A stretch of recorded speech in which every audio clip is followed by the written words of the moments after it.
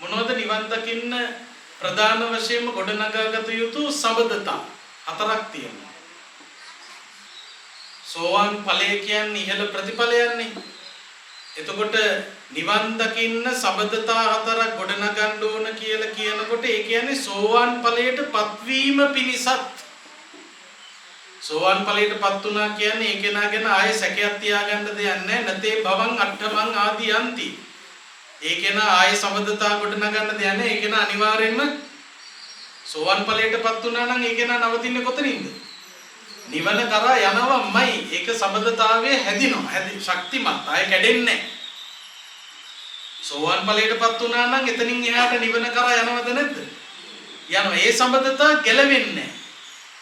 මතකද? සෝවාන් වෙච්ච කෙනා ඊළඟට සකෘදාගාමි වෙනවා. ඊළඟට අනාගාමි වෙනවා. ඊළඟට රහත් වෙනවා. භව හතක් ඇතුළතදී අනිවාර්යයෙන්ම ධර්ම අවබෝධය ලබනවා.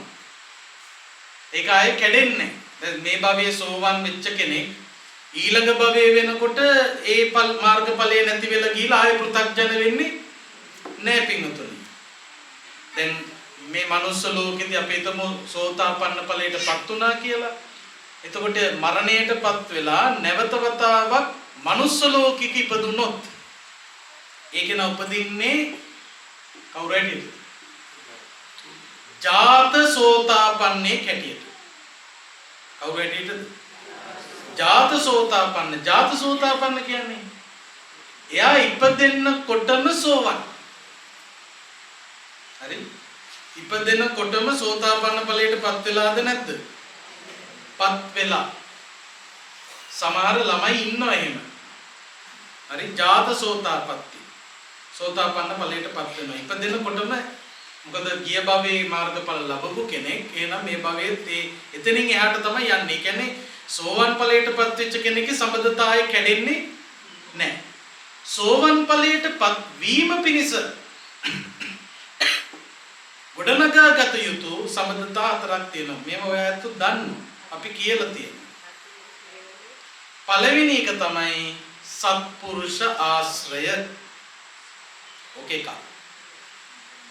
සත්පුරුෂ කල්යාණ මිත්‍ර ධර්මයේ දන්න ධර්ම මාර්ගයේ ගමන් කරන උදවිය ඇසුරු කිරීම. ඔන්න ඔය කියන කාරණාව සිද්ධ කරන්න වෙනවා. සම්පූර්ණ කරන්න ඕන. ඊළඟට මොකද්ද වෙන්න ඕන? ඔය සත්පුරුෂ ආශ්‍රයයට සම්බන්ධතාවයක් ඇති වෙන්න ඕන. මොකද්ද සම්බන්ධතාවය? ධර්මයේ ඇසීම. හරි? සත්පුරුෂ ආශ්‍රය ඊළඟට සම්බන්ධ වෙන්න ඕන කාරණාව තමයි ධර්මයේ ශ්‍රවණය කිරීම. ඊළඟට ඒකට සම්බන්ධ වෙන්න ඕන යෝනිසෝ මනසිකාරය. ඊළඟට යෝනිසෝ මනසිකාරයට සම්බන්ධ වෙන්න ඕන ධම්මානුධම්ම ප්‍රතිපදාව. ඔතන තියෙනවා මේ සම්බන්ධතා හතරක්. ඒ කියන්නේ කැඩෙන්න පුළුවන් තැන් හතරක්. හරි? එකක් තමයි සත්පුරිස සංසේවෝ කියන තැන. හරි? දැන් අපි ගත්තොත් ස්විච් එක දානකොට ලයිට් එක පත්තු වෙන්න නම් හරි මෙතන දානකොටම ඒ කරන්ට් එක කිසිම තැනක බිඳෙන්නේ නැතුව යන්න ඕනනේ. එහෙම ගියොත්නේ බල්බ් එක පත්තු වෙන්නේ. කොතන හරි බිඳිලා නම් වෙන් වෙලා නම් කැඩිලා නම් මේ පල්ලෙහාට උඩට කොච්චර දැම්මත් මොකද වෙන්නේ? පත්තු වෙන්නේ නැහැ. එතකොට පත්තු වෙන්නේ නැත්තේ මේ ස්විච් එක දාන්න මිනිහෙන් නැති නිසාවත් ස්විච් එකක් නැති නිසාවත් නෙවෙයි. ස්විච් එක තියෙනවා දාන්නත් පුළුවන්. හැබැයි කොතනද ප්‍රශ්නේ තියෙන්නේ? එතන ඉඳලා ලයිට් එකට ගියපු වයර් එකේ තමයි ප්‍රශ්නේ තියෙන්නේ. එතකොට දැන් සමහර විට සත්පුරුෂ ආශ්‍රය කියලා එකක්වත් නැත්තම් ඒ කියන්නේ එතනින් එහාට යන්න හම්බෙන්නෙම නැහැ. සමහර අයට එහෙම ආශ්‍රයයක් ජීවිතේට හම්බෙන්නේ. ඔව්. බෞද්ධයෝ හම්බෙන්නෙම කවුද? පෞකාර. සසර කරුණ. මොනවද? සසර කරුණ. පෞකම් පිරිස එකතු කර පෞකම් කරපු අයට යන තැන වට වෙන්නෙම පව්කාර. ගොඩ එන්න බෑ. හිතට එනවලු හැදෙන්න ඕන කියලා දෙන්නෙම නැහැ. හිත හොඳ වෙන්න ඕන කියලා හිතන කොටත් ළඟටම ඇවිල්ලා මොකද වෙන්නේ?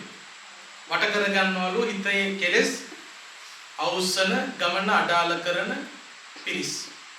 ඒක ස්වභාවය. සමහර අයට කල්යාණ මිත්‍ර ඇසුරක් හම්බෙන්නේ නැහැ. තව සමහර අයට කල්යාණ මිත්‍ර ආශ්‍රය හම්බ වෙනවා. දැන් අපිට හම්බෙලාද නැද්ද? හම්බෙලානේ. ඒ නිසානේ බණ අහන්නේ. මේම බණ අහන්න හම්බෙන්නේ කල්යාණ මිත්‍රයෝ නැත්තම්. දැන් මේ ඉරිදින ධර්ම දේශනා මාලාව කරන්න පුළුවන් කල්යාණ මිත්‍රයෝ නැත්තම්. පුළුවන්? එහෙනම් කල්යාණ මිත්‍රයෝ ඉන්නවද නැද්ද? කවුද? කවුද කල්යාණ මිත්‍රයෝ? ඔය වැඩිපුර මන් තමයි. ඒතර කල්යාණ මිත්‍ර ආශ්‍රය කියන එක අපිට තියෙනවද නැද්ද? තියෙනවා. දැන් ඊළඟට අපි බලමු ඒ කල්යාණ මිත්‍ර ඇසුරෙන් ඊළඟ සම්බන්ධතාවය අපි ගොඩ නගාගෙනද මොකද්ද? සද්ධම්ම ශ්‍රවණං, ධර්මයේ ශ්‍රවණය කිරීම. දැන් අපි ධර්මය අහනවා නේ. දැන් මේ ධර්ම දේශනාව විතර නෙවෙයි බෞද්ධ නාලිකාවේ අනිකුත් නාලිකාවලත් විහිදෙන ධර්ම දේශනා ශ්‍රවණය කරනවද නැද්ද? ශ්‍රවණය කරනවා. එන සද්ධම්ම ශ්‍රවණං ඒ සම්බන්ධතාවයත් හරිද නැද්ද? හරි. සමහර අයට නැතුව ඇති. නැති වුණා නම් කරන්ට් එක යන්නේ නැහැ එතන යාට. අමුණ ගන්න. බනහන්න. බනහන අය ඉන්නවා නම් දැන් එහෙනම් වයර් දෙකක් සම්බන්ධද නැද්ද? සම්බන්ධයි. දැන් එහෙනම් ධර්මයේ දන්නවා. ඊළඟට සම්බන්ධ වෙන්න ඕන කාරණේ තමයි යෝනිසෝ මනසිකාරෝ. දැන් දන්නවා යෝනිසෝ මනසිකාරය කියන්නේ මොකක්ද කියලා. මොකක්ද? මේ ධර්මයට අනුව එය ජීවිතයට සම්බන්ධ කර ගැනීම. දැන් ගොඩාක් දුරට අපිට නිවන් දකින්න බැරි වෙලා තියෙන්නේ වයර් දෙකක් සම්බන්ධ වුණාට දෙවෙනි වයර් එක සහ තුන්වෙනි වයර් එකේ ජොයින්ට් එක ගැලවිලා තියෙනවා. ගැලවිලා නෙවෙයි, හයි කරලවත් නැහැ. එතනින් බිඳිලා කැඩිලා. දැන් ස්විච් එක දැම්මට කරන්ට් එක යනවා. හැබැයි ලයිට් එකට යනකම් යන්නේ සම්පුරිස සංසේවෝ ඒක හරි. සද්ධම්ම ශ්‍රවණං එතනට එනකම් කරන්ට් එක එනවා. එතනින් එහාට යන්නේ. එතනින් එහාට යන්නේ නැති නිසා මොකද අපිට උනේ? කොතනද නැවතුනේ? කොතනද නැවතිලි? සසරේ. නැවතිලි. හරි. මොකද එතනින් එහාට සම්බන්ධය නැහැ. දැන් යම් කිසි කෙනෙක් ධර්මයේ ශ්‍රවණය කරලා ඊළඟට යෝනිසෝ මනසිකාරය උපදවා ගන්නේ නම් යෝනිසෝ මනසිකාරය උපදව ගන්නවා නම් අන්න එතනත් සම්බන්ධතාවය ඇති වෙනවද නැද්ද? ඇති වෙනවා. ඒ යෝනිසෝ මනසිකාරය කියන්නේ ඇත්ත ඇති සැටියෙන් දැකීම. එතකොට එයාට ලැබෙන ලාභය තමයි එයා ඇලෙන්නේ නැහැ, ගැටෙන්නේ නැහැ. එතකොට ඇලෙන්නේ නැහැ, ගැටෙන්නේ නැහැ. යථාර්ථය දන්න කෙනා තමයි සීලයක් ආරක්ෂා කරගෙන ඉදිරියට යන්නේ. ඒ කියන්නේ කෙලෙස් ප්‍රහීන කිරීමට උපකාර පිණිස සීලය කියන එක රැකෙන්නේ එතනට.